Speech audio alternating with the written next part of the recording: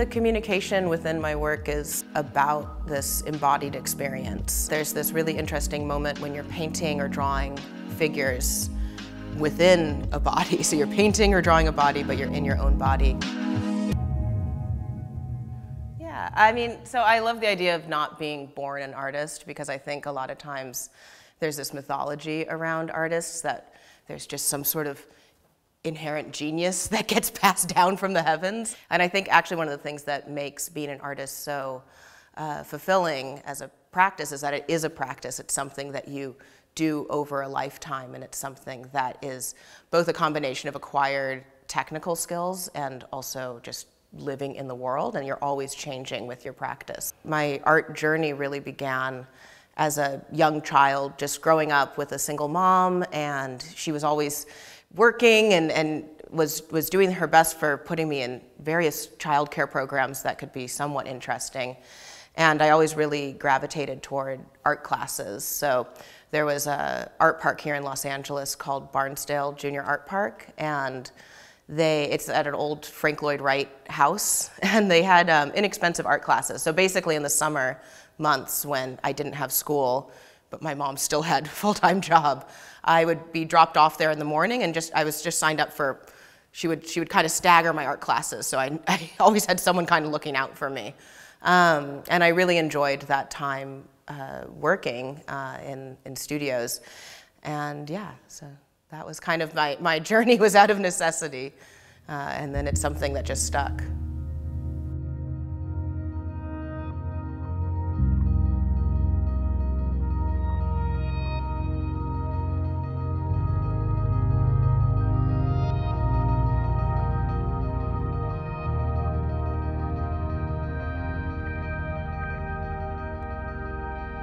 The through line for me as an artist, looking back at the young child me just doodling and the, almost 40-year-old me still doodling, is that doodling process.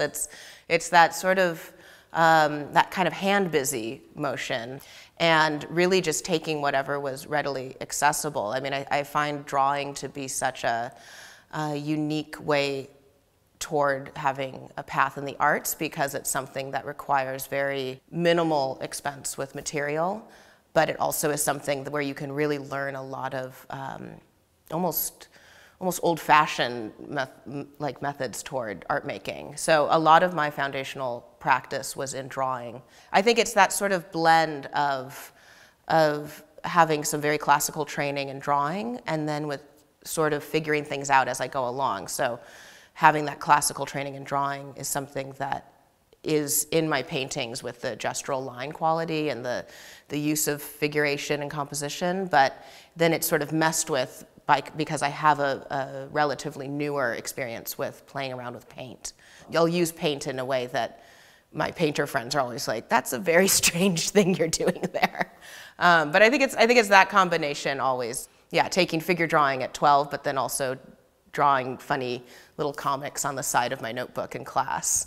And I think that sort of combination of high and low is something that is still present in my work.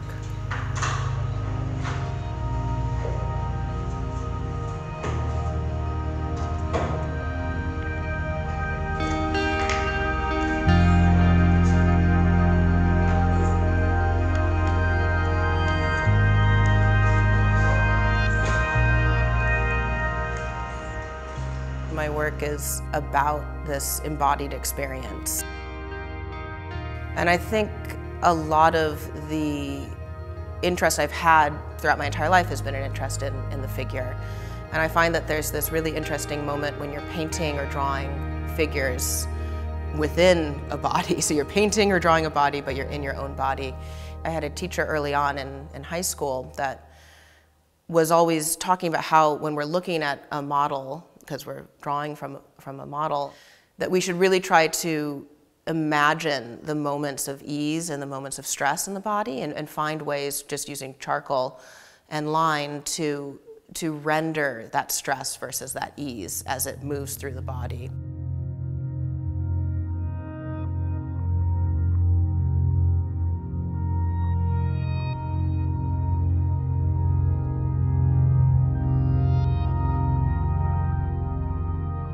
That sort of projecting your own experience of being within your body into representation of the body comes from this embodied experience that I have that oftentimes feels like there is a lot of movement and ease and agency, and then at other times feels very much confined by my surroundings or confined by the body that I'm in or the societal structures that I move within.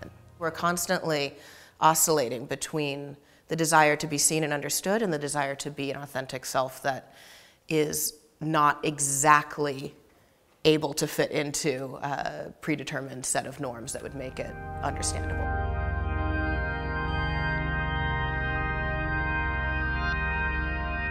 I will often describe my paintings as being portraits, not of looking at a body, but portraits of being within your own body. A big drive for that interest is based on my experience of being racially multiple and having a biracial identity. So my mother is white and my father is black, and I'm often I often pass as white. I find that experience of being in a racialized body that's still seen as white and treated as white is one that leads to this sort of irreconcilable state of multiplicity. It's one where in order to live a sense of my authentic sense of self, it's one that is oftentimes undermined by a social experience.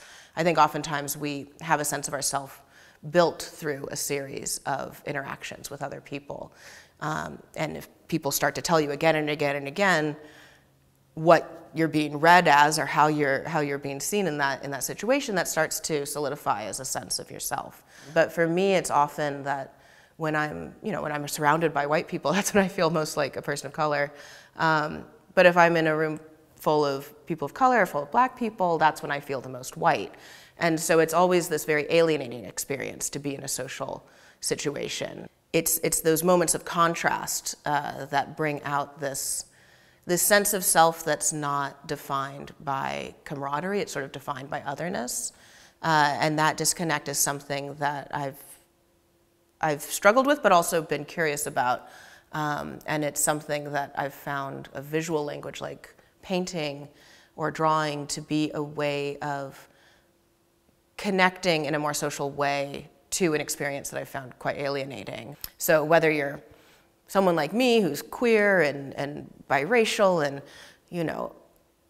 in all these different intersections, I find that, even somebody that has kind of the most cookie cutter standardized identity within the world still has times of feeling like there's this sort of excess of self or this sort of lack of self to fit that role. And it's those moments of excess and those moments of lack that I try to express in the paintings as well, to create a sense of meaning that is multiply situated.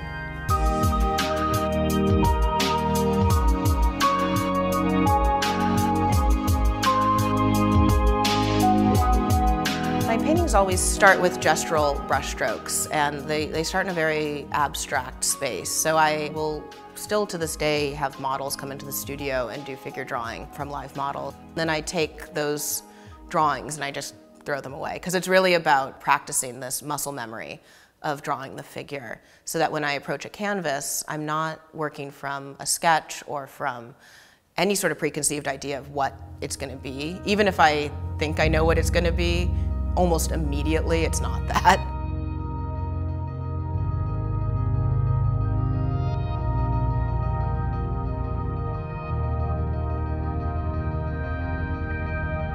I work a lot with these gestures that come from this ongoing practice of drawing the figure. And I try to interrupt my process early on. If I think I'm drawing a figure, I try to not complete it. I try to maybe draw the back of the figure, meaning like the actual back of a body. And then I stop myself before continuing on to the leg.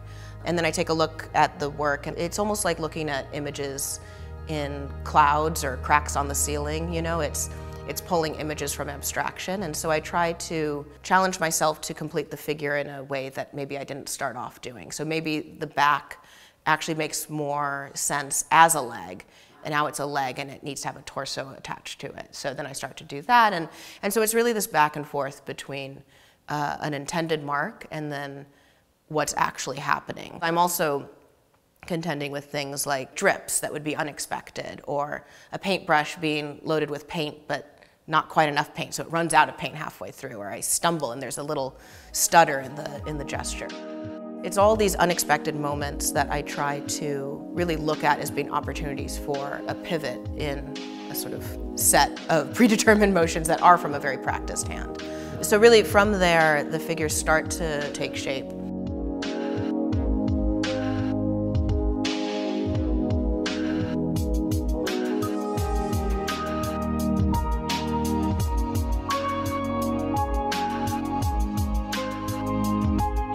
I used to work as a graphic designer for years and years. I was a very bad graphic designer, which is why I have so much respect for it as being a really important tool if you're good at it. I was not. But what I did get from that was learning how to use Adobe Illustrator. I will photograph the work, bring it into the computer, and play around with the different planes, the different patterns. And it's a way for me to start sketching the composition kind of halfway through. And another thing I love about working on the computer is that based on what I've drawn, I will print it out on this. I have a vinyl plotter, so it basically is a printer that works with a blade, so it'll cut out stencils for me, which then I can use. Like there's a painting behind me that's stenciled and covered in paint, and what that allows for me to do is have a gesture that's not so connected to a one-to-one physical relationship. So when I'm painting, it's very much in this sort of, I always think of it as the shoulder scale. So it's all my figures, regardless of how big or small the canvas is, are kind of the same size because they're in relation to this sort of fixed scale of my own body. But the thing about Illustrator is that it's fundamentally designed to be infinitely scalable because it's vector-based, it's not pixel-based. I'll do a gesture on the computer and I can then print it to be way bigger than something my body could do, or way smaller than something my body could do. It's this moment of physicality that's not so tied to the body, but can exist more in a psychological or a digital realm. I work with taping and masking, and that's when usually things that would be described as like the background come in. So materially, the background is usually this very thick layer of paint, and the foreground, which is the figuration, is always this, in moments of these thin washes and raw canvas. I find it interesting to exist in that space where visually the information contradicts what's happening physically, because I find that that's also something that underscores these ideas of this disconnect between an embodied sense of self and a viewed sense of self. So once those elements start to get brought into the piece, then the piece starts to really take shape and starts to kind of sing again in a way where it enters that sort of initial moment of freedom that went into those sort of gestural marks. The use of things like color, again, comes from this very practiced, almost classical understanding of color theory that came from grad school. I learned color from Joseph Alber's idea of color, which is that color is relational and that you can alter the characteristics of a color just by putting it next to other colors. I find myself looking at the work, because I do so much looking when I make the pieces, because I have a very quick hand and I work in acrylics, which dry really quickly. But I find that the way that I slow down my process is by taking breaks and really looking at it and really challenging myself to do something unexpected for my own process. I'm still referencing the process of making. I use the raw canvas exposed. I have areas where the stencil didn't quite work and something spills out. And so there's all these things that point to a process of making and the process of this being a constructed image, ultimately. That's also something that relates to the sense of self as being this constructed image and this combination of decisions and crossroads that lead to this totality, but it's not one that is this sort of elegant, natural thing. It's actually this compilation of artifice.